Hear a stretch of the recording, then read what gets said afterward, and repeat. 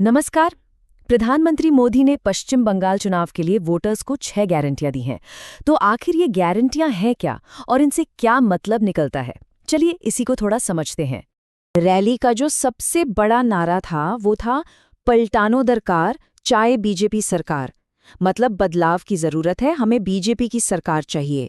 और सच कहें तो यही वो एक लाइन थी जिसके आसपास पूरी रैली का मैसेज बुना गया था। तो सवाल उठता है कि ये जो बदलाव की बात हो रही है, इसका राजनीतिक संदर्भ क्या है? आखिर ये आह्वान क्यों किया गया? ये सारी गारंटियां सामने आई 9 अप्रैल को हल्दिया में हुई एक बड़ी रैली में। और इसी रैली ने आने वाले चुनावों के लिए बीजेपी का एजेंडा आप कह सकते हैं एक तरह से सेट कर दिया। अच्छा, कोई भी समाधान देने से पहले भाषण में बंगाल की मौजूदा समस्याओं का जिक्र किया गया। मतलब पहले एक तस्वीर पेश की गई कि अभी हालात कैसे हैं। अब देखिए, इस स्लाइड में जो भाषा इस्तेमाल हुई है वो काफी दिलचस्प है। प्रधानमंत्री मोदी ने मौजूदा सरकार के लिए निर्मम सरकार शब्द का इस्तेमाल किया।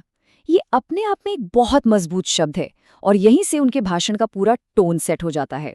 यहाँ पर ना पूरे तर्क को फ्रेम करने का तरीका बड़ा साफ दिखता है। एक तरफ टीएमसी का भयराज और ठीक उसके सामने दूसरी तरफ बीजेपी का भरोसा का वादा। ये जो सीधी तुलना है, ये वोटर्स के सामने एक क्लियर चॉइस रखने के लिए की गई थी। तो समस्या बताने के बाद अब आते हैं इस विश्लेषण के सबसे अहम हिस्से पर, यानी वो 6 खास समाधान या गारंटीज जो वोटर्स के सामने रखी गईं। भाषण का जो पूरा फोकस था वो इसी 6 सूत्रीय योजना पर था और इसे मोदी की गारंटी कहकर पेश किया गया। इसका मतलब ये था कि ये सिर्फ वादे नहीं हैं, बल्कि एक तरह की व्यक्तिगत प्रतिबद्धता है। पहली 3 गारंटियां सीधे सीधे गवर्नेंस और जस्टिस से जुड़ी हैं। पहला वादा है भय राज को खत्म करके कानून का राज वापस लाने का। दूसरा, भ्रष्टाचार की जो पुरानी फाइलें हैं उन्हें फिर से खोलकर दोषियों को सजा दिलाने का। और तीसरा, खासतौर पर महिलाओं की सुरक्षा पर पूरा जोर दिया गया है। अगली जो 3 गारंटियां हैं उनका फोकस इकोनॉमी और नागरिकता पर है। इसमें घुसपैठियों को हटाने और सीएए को पूरी तरह लागू करने की बात है। इसके अलावा राज्य के कर्मचारियों के लिए 7वां वेतन आयोग लागू करना और बंगाल में इन्वेस्टमेंट और जॉब्स को बढ़ावा देना भी शामिल है। तो ये जो 6 गारंटियां हैं, ये सब मिलकर किस बड़ी तस्वीर का हिस्सा बनती हैं? मतलब इन वादों के पीछे का असल विजन क्या है? चलिए देखते हैं। इन सभी वादों के केंद्र में एक बहुत जरूरी कॉन्सेप्ट है, डबल इंजन सरकार।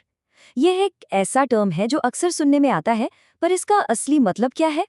सीधी सादी भाषा में कहें तो डबल इंजन सरकार का मतलब है कि सेंटर में यानी राष्ट्रीय स्तर पर और राज्य में दोनों जगह एक ही पार्टी की सरकार हो। और इसके पीछे सोच ये है कि जब दोनों जगह सेम पार्टी होगी तो तालमेल बेहतर होगा और जो डेवलपमेंट के काम हैं वो बिना किसी अड़चन के तेजी से पूरे होंगे। और इस डबल इंजन कॉन्सेप्ट का जो आखिरी लक्ष्य है वो है एक विकसित बंगाल बनाना। मतलब सारी 6 गारंटियां और ये गवर्नेंस का मॉडल, सब कुछ आखिर में राज्य के आर्थिक विकास और समृद्धि के वादे से जुड़ा हुआ है। तो इतने सारी वादों और विजन के बाद गेंद आखिरकार वोटर्स के पाले में आ जाती है।